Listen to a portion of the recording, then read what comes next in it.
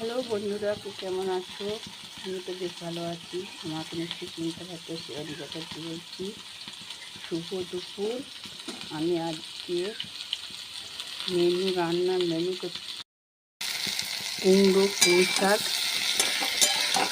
কুমড়োগুলো ভাজছি,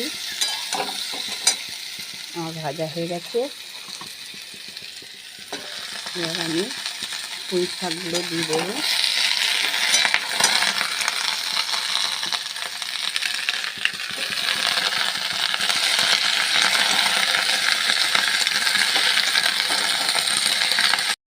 সব শাকগুলো কড়াই দেওয়া হয়ে গেল।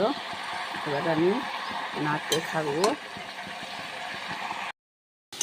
আর একটা মেনু ঢ্যাঁড়সের ঝাল, আর হবে ডিমের কারি। এখানে ডিম ছাড়ানো আছে, সেদ্ধ করা। এবার ভেজে কারি করা হবে।